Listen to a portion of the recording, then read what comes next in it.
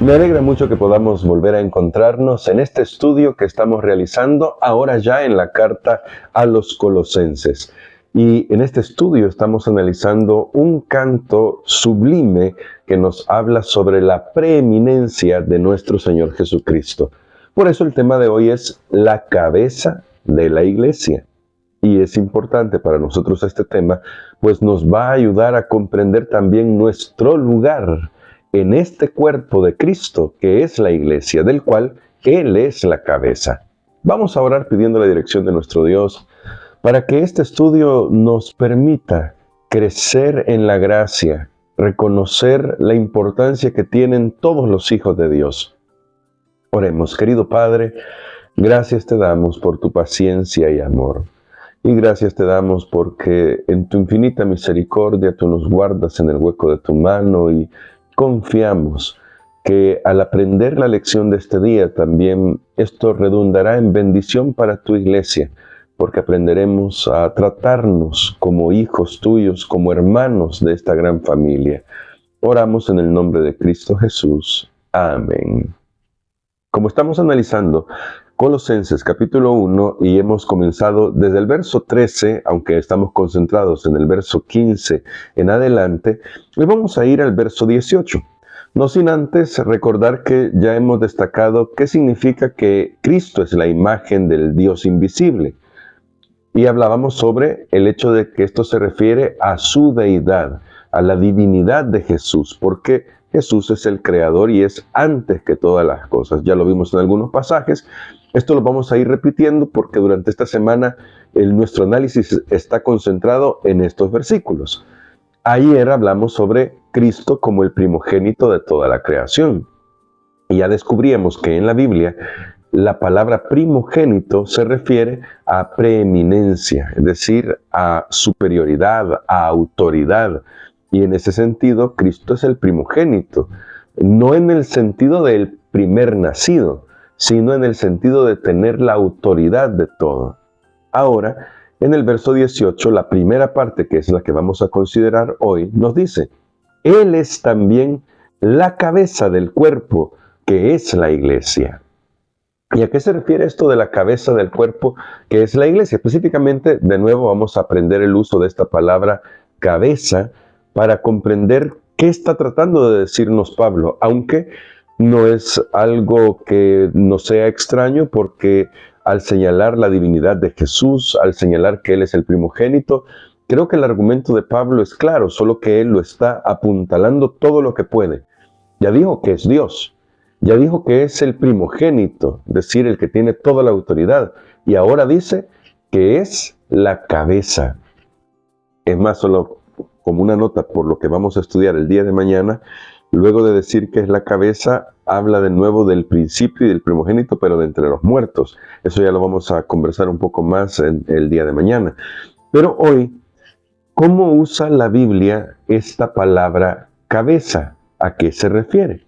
Bueno, cuando vamos al Antiguo Testamento nos damos cuenta que en el pensamiento judío la palabra cabeza tenía que ver con justamente la capacidad de liderar. La Biblia dice que que el pueblo de Dios sería cabeza y no cola. Y cuando se le dice a Moisés, escoge tú a jefes, literalmente lo que está diciendo el texto hebreo es, escoge tú cabezas de familia. Hay traducciones más literales que así traducen el texto. Escoge cabezas de familia, o que se presenten ante ti las cabezas de familia. Aparecen en diferentes contextos esta palabra, pero se refiere a los líderes, a aquellos que tienen bajo su responsabilidad 10 personas, 100 personas, 1000 personas. El punto es que es una forma de designar el liderazgo. Y de hecho en nuestra lección se nos presenta aquí estos textos, Éxodo 18:25, el que hablábamos sobre escoge cabezas, literalmente cabezas, pero en realidad las traducciones por lo general rinden como líderes o jefes. También en Deuteronomio 28, ahí dice los jefes, sería más bien las cabezas, así diría literalmente el texto. Isaías 7:8, que habla de la cabeza de Siria, que es Damasco, y la cabeza de Damasco, Resín. En este caso podríamos hablar de las capitales, porque son un lugar central, un lugar importante. En Miqueas 3:9 habla de jefes, que literalmente la palabra es cabezas. Pero, ¿qué es lo que estamos destacando? El punto central. Estamos destacando el liderazgo de Cristo. Por eso Él es la cabeza. Y es bien curioso porque al hablar del liderazgo de Cristo como la cabeza, también aquí se nos presenta un modelo de liderazgo para todos aquellos que tenemos una responsabilidad sobre las personas. Comencemos con los padres, pero luego van con los líderes de iglesia, los pastores, los jefes en una organización, los dueños de una empresa. Los que son cabeza en alguna área de la vida tienen una responsabilidad: parecerse más a la cabeza, que es Cristo Jesús, a quien dirige la iglesia. Esto para Pablo creo que era una cosa que él quería reforzar, para que no olvidemos que en la iglesia todos nosotros somos iguales, hermanos, miembros de un mismo cuerpo. El único que es el líder, por decirlo con esa palabra, el verdadero líder del cuerpo de Cristo, es Cristo mismo.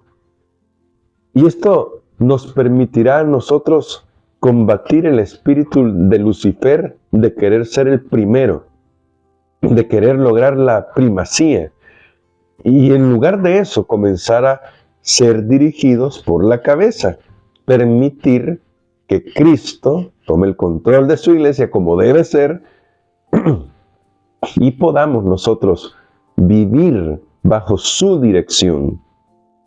Los seres humanos somos muy dados a querer ocupar el primer lugar. Desde que el pecado entró en este mundo, este ha sido nuestra mayor característica.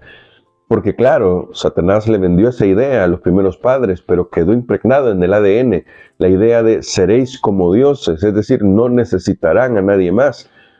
En la iglesia volvemos a recordar que el único que tiene la autoridad para estar en el trono es Jesús.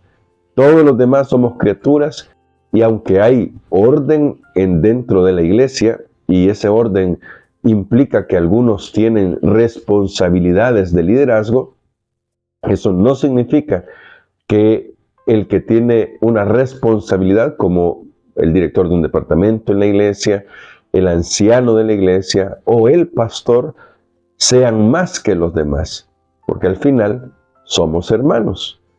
Y lo que sí tiene más la cabeza, es decir, quien está puesto para dirigir, es responsabilidad para cuidar del cuerpo de Cristo. Porque vamos a encontrar luego que cuando la Biblia habla de Cristo como la cabeza, luego también habla de sus cuidados para con el pueblo. De sus cuidados. Es como también cuando habla del esposo, habla del cuidado que Jesús tiene por su iglesia, que es su esposa. Bueno, como la cabeza, Cristo también tiene cuidado de su cuerpo. Solo voy a leer el texto que también aparece aquí en Colosenses, capítulo 2, verso 10, que habla de este término de la cabeza, para que vean a qué apunta en realidad esta palabra y qué es lo que está queriendo decir Pablo. Dice aquí: y vosotros estáis completos en él, que es la cabeza de todo principado y potestad. Es decir, gracias a Jesús estamos completos. Gracias a Jesús, la iglesia puede ser una iglesia sin mancha, no por los esfuerzos de nosotros, que tenemos que esforzarnos. Jamás vamos a decir que no tenemos una parte activa que hacer, pero no nos completamos nosotros. Nosotros necesitamos de la cabeza. La cabeza es quien nos completa para que realmente seamos la iglesia unida, fortalecida, transformada, que el Señor quiere que seamos.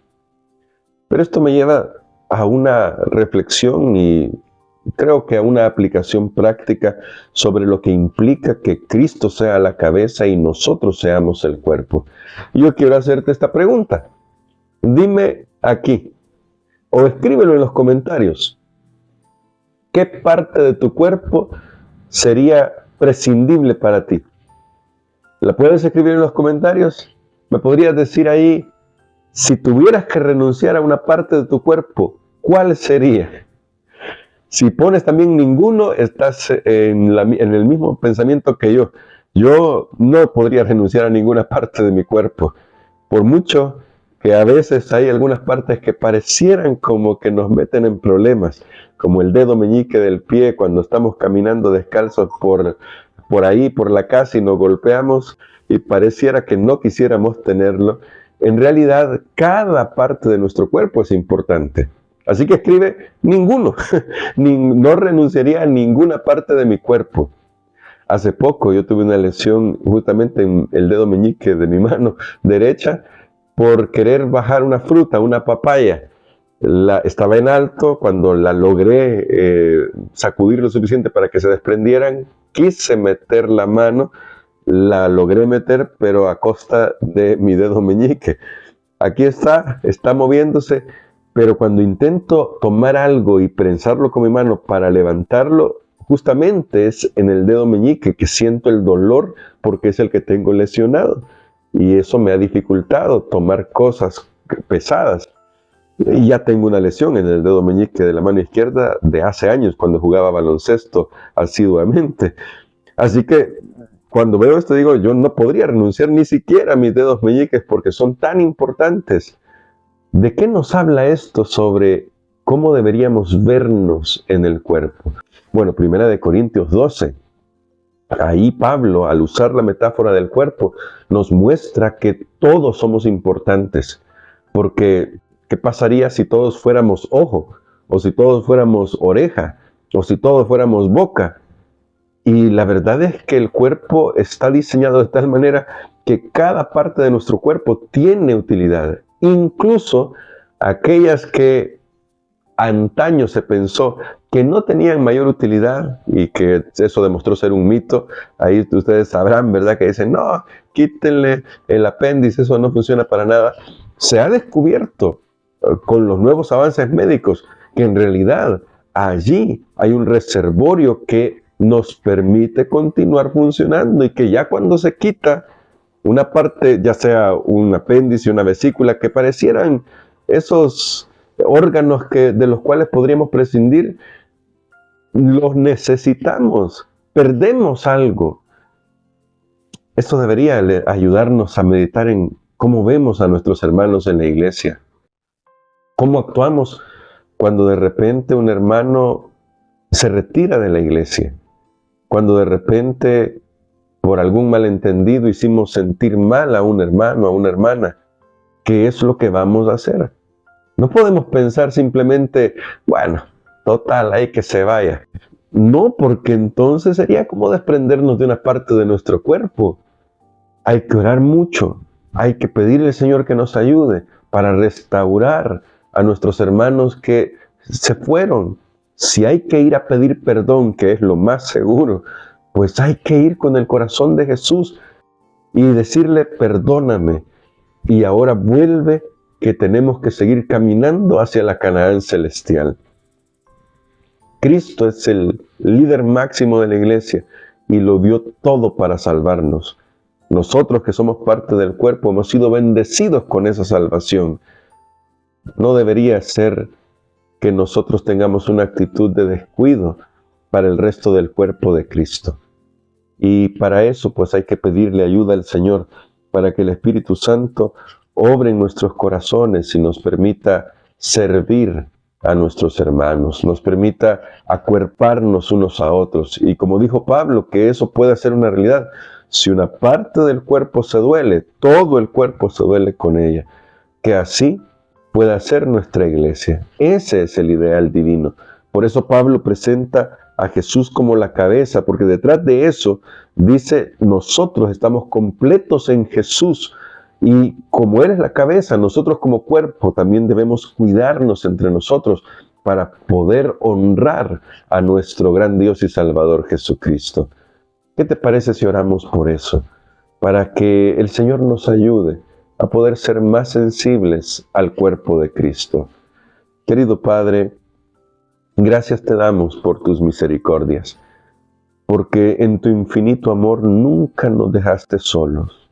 Jesús se entregó para que nosotros podamos ser congregados en una sola familia, un solo cuerpo, del cual es la cabeza. Él, Cristo Jesús, es nuestra cabeza. Y te imploramos que eso nos permita a nosotros comenzar a vernos como lo que somos, hermanos en Cristo, salvados por la misericordia tuya, y que necesitamos cuidarnos y acuerparnos porque estamos en una batalla feroz en la que el enemigo anda como león rugiente. Ayúdanos a poder protegernos entre nosotros, poniendo a Cristo al frente y al centro de nuestra vida siempre. Lo pedimos en Jesús. Amén.